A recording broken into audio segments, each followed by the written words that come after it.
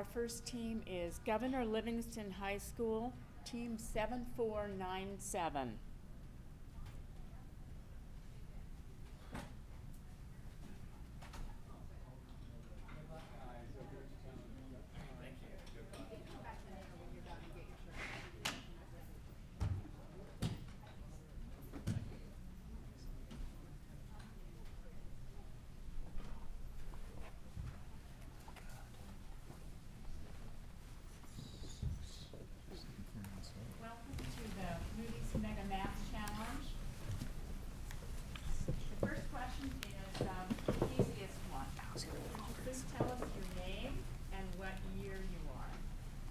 I'm Gianna Miggins. I'm a junior.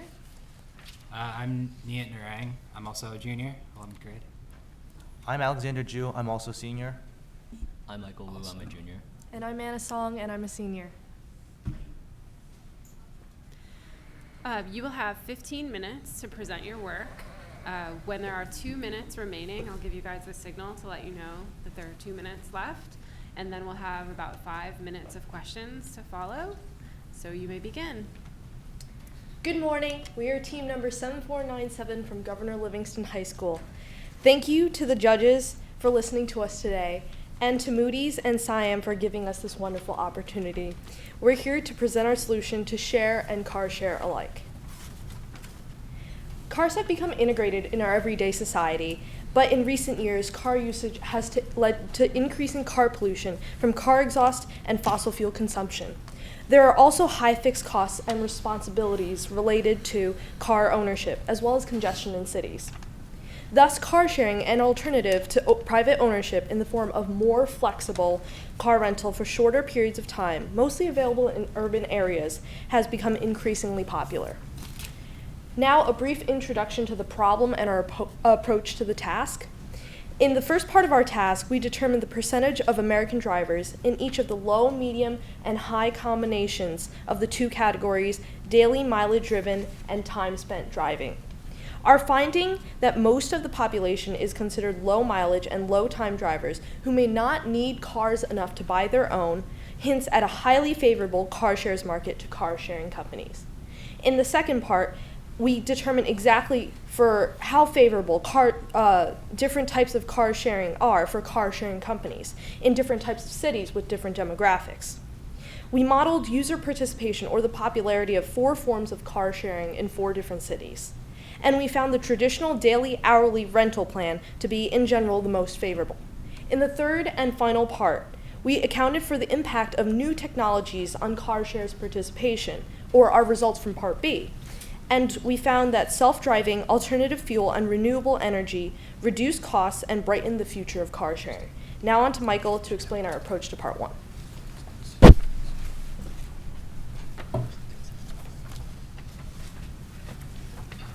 So in order to determine the number of drivers in low, medium, and high mileage and time groups, we first had to define low, medium, and high. So how we did this was for the mileage groups, we used the mileage cutoffs for car insurance rate discounts, which were 7,500 and 15,000 miles per year, which roughly translates to 21 and 42 miles per day. Then, to figure out time spent, we took the mileage cutoffs and we divided it by the average speed of a driver in the US, which is approximately 29 miles per hour, to get 0.71 and 1.42 hours per day as our cutoffs. And then from our data, we were able to find these 3 numbers for the percentage of US drivers in the 3 mileage groups. However, because of lack of data, to figure out the fraction of drivers in the time groups, we had to make an assumption. And this assumption was that if the probability that a driver is in a given mileage group is also in the corresponding time group, which is this time group with the same name as their mileage group, if that probability is P, then the probability that a driver in a given mileage group is in a time group n steps away from their corresponding time group is P times 1/3 to the n, where a step is this 1 plus the number of time groups in between 2 time groups. So the number of steps between low and high would be 2, between low and medium it would be 1. And then these are our results. We found that a notable result is that the majority of drivers are in the low mileage, low time group, which indicates that there is a decent market for car sharing because these people would be most likely to be able to use it. And then we ran a sensitivity analysis using 1/2 and instead of 1/3, and also 1/4 instead of 1/3. And we found that in both these cases, the differences in results were not incredibly large, and they continued to have low as the highest group. Now on to Alex for part 2.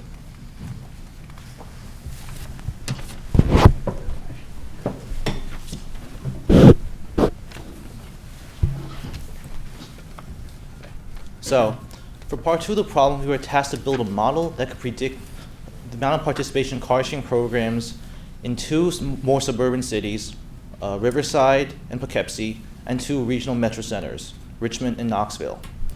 To achieve this, we use the Car Shares Index as a surrogate for participation. Car Shares is an online index that measures the total number of currently existing car sharing pickup locations in each city. So for example, New York City has a Car Shares Index value of 716, which means that there are currently 716 places in New York where one can find a car sharing pickup station. And for our regression, we used car shares values on 10 major cities from all across the US, from the East Coast, the Sun Belt, the Midwest, and Pacific Coast. And then for the inputs to regression, we tested variables related to population, travel time, income, and daily cost. We found our data for population and percentage of carless households from the 2010 US Census Bureau, and we calculated income data from the Brookings Institution's 2015 study on the size of America's middle class. Currently, all of our variables showed strong statistical correlation with the output of predicted car shares. And furthermore, however, there were some variables that we tested that did not show correlation, such as geography, which had exhibited low t-stats and high p-values, as well as age distribution. Furthermore, however, our model is not perfect, as there are still ways that can be improved. For example, we could have chosen to add more variables, such as perhaps availability of public transportation, population density, or an accessibility index, in order to improve our model and better account for the benefits of plans 2 and 3, which involve jockeys and floating car stations. In addition, we also considered a logarithm transformation of our population variable, as it is heavily skewed. However, this transformation actually yielded a lower t-stat and population variable that was less significant than our original one. Furthermore, we also tried to find city-specific driver distribution data from the 2009 National Household Travel Survey. However, due to time constraints and software limitations, we were unable to use this. Okay. Now, for part 1, the standard daily or hourly rental plan, we use cost from Zipcar's plans for each city. And for this plan, we noticed that Riverside, California had the highest car shares value with a predicted output of 639.3 car sharing pickup stations. On the other hand, Knoxville, Tennessee had a predicted car shares output of only 100.3 pickup stations, which is far lower than all the rest. We believe this is the case because Knoxville has a percentage of people in the upper income bracket of 66,000 to 106,000 of only 14.6%, which is far smaller than all of our other cities. Thus, we can also conclude that, and validate through our coefficient, is that affordability plays a large role in car sharing participation, and thus Knoxville, which is a much poorer city than the other ones we tested, therefore have less participation in car sharing programs. Now let's turn over to Nian to talk about the other variations of the plans.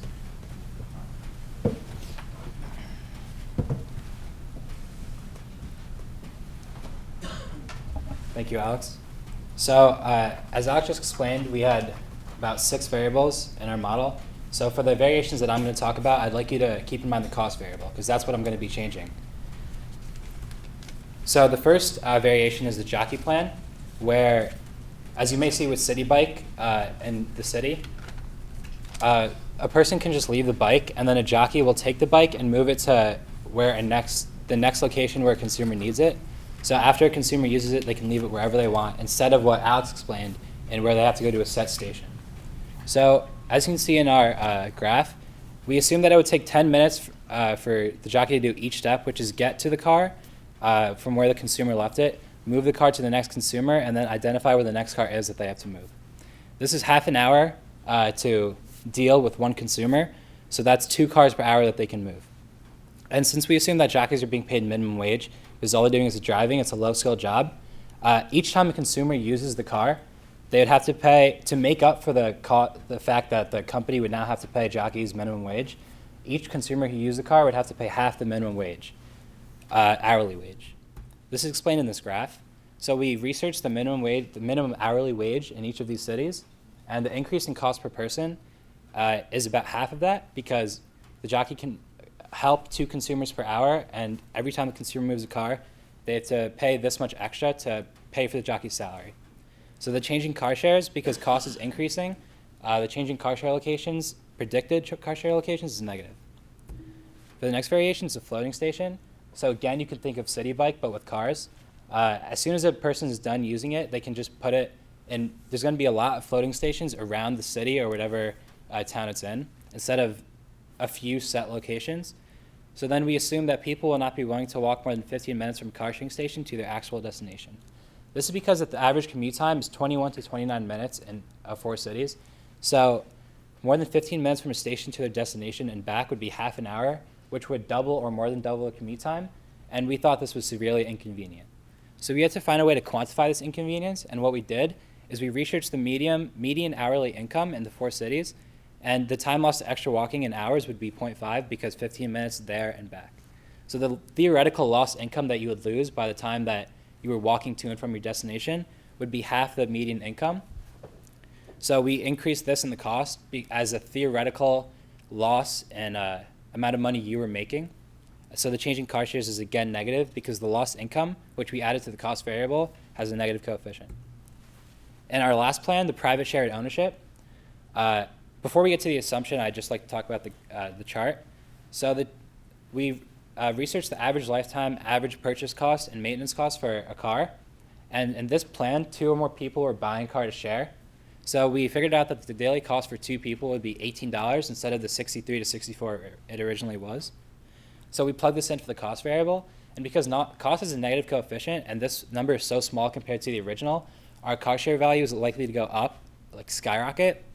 But then we did some more research, and we found that 70% of participation would not be realized due to inconvenience, which this means that 70% of people would not want to share a car because they view it as a symbol of power and their status. So we multiplied the car share index that we got from the $18 and multiplied it by 0.3 to account for the 70% that would not even partake in this plan. So now I'm going to hand it over to Gianna for part 3 of our model. Oh, excuse me. Results. And on the y-axis, there's car share locations. So that's the predicted number of car share locations in each city. And these are the 4 plans: standard rentals, jockey, floating stations, and private. As you can see, there's a decrease in all of them from jockey to floating stations because there's an increase in cost. And the variation in private shared ownership really decreases because the cost variable is the same in each city. So now I'm going to hand it over to Gianna for part 3 of our model.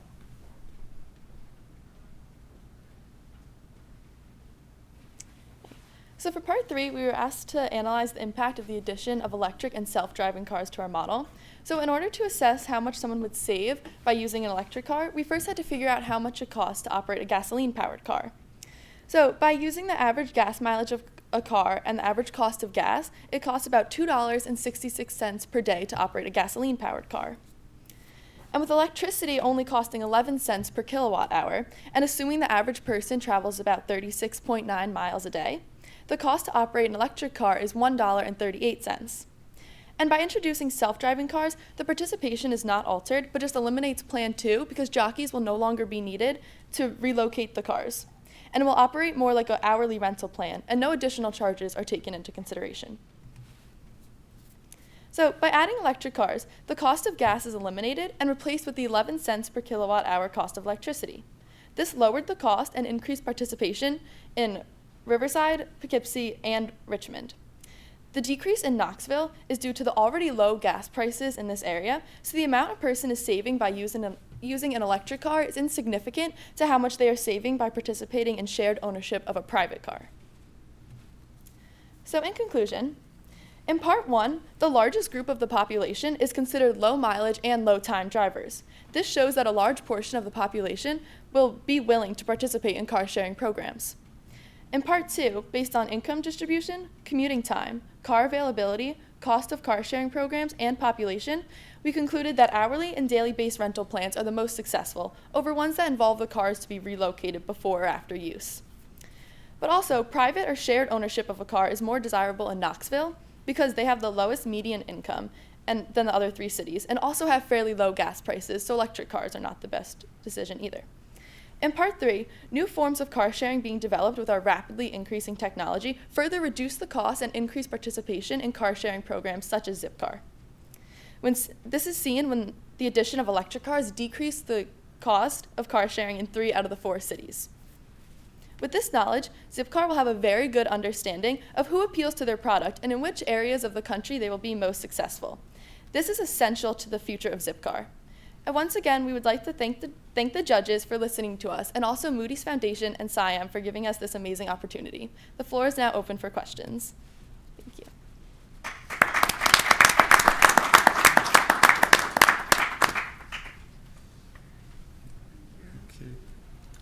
I'd like to go back to the models you used for the regression models. And so you had scores from 10 cities. And most of the results on page 7, 8, and 9 were related then to the regression you formed from those 10 cities. Where did that data, again, can you explain where you got that data for those 10 cities? We found that data online on the walkscore.com blog, and from there we gathered their definition of the amount of pickup stations in each city. Okay. And for the 10 cities, then when you got to the 4 cities, do you have the coefficients available for when you plug those 4 cities in? Again, can you bring up those results?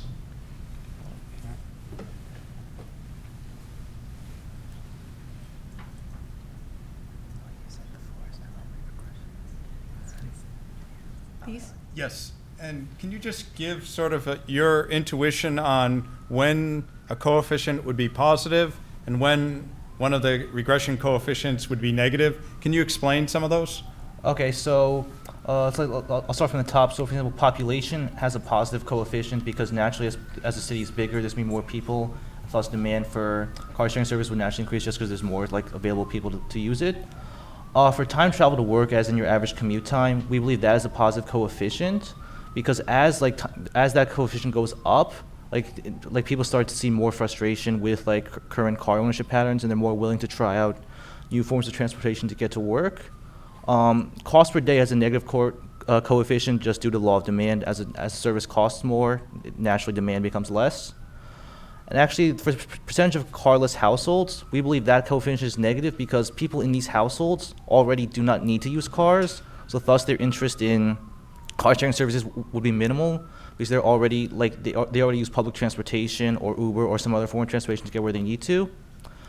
And then for the 2 income brackets, the higher income bracket between $66,000 and $106,000 per year, we believe that coefficient is positive because people in this income bracket are firmly middle class. And these are the kinds of people that would need a car to function on a daily basis, but would still be cost sensitive to finding ways to save money and not spending too much time on buying a car they might not use as much as they or not every day.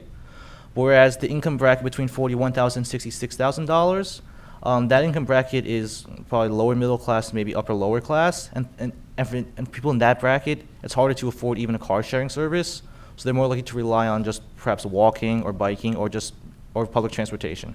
Okay. And one last question about that is in the next page, when you began looking at the Jockey model, where you said that it was going to add some cost and therefore there would be fewer riders. In sort of the base model, there are costs sort of built into that. And so could you be potentially double counting the costs there? Well, from what I understand in your question, in the base model, a company like the Zipcar company or whatever car sharing company it is doesn't have jockeys, so they don't have to pay the jockey's salary. So then, when we look at the jockey model, the company is going to increase costs to the consumer so that it can make up for what they have to pay to the jockeys. Okay, thank you. All right. Well, yes, thank you once again for your presentation. I'd like to ask another question as it relates to your solution to question 1. In particular, if you could elaborate a bit more on why you made the decision to drop the probabilities by a factor of 1/3 as they move away from the diagonal. Well, we know that the time and mileage are not independent. Generally, if someone drives more, they're going to have to spend more time driving. So we thought that generally it does have to get lower as one moves further and further away from the same time group. But the 1/3 was sort of a guess. We didn't really have any data to depend on, and we looked at the results and they seemed fairly reasonable, so we kept with it. I think. Great. All right. Thank Thank you. you very much, guys.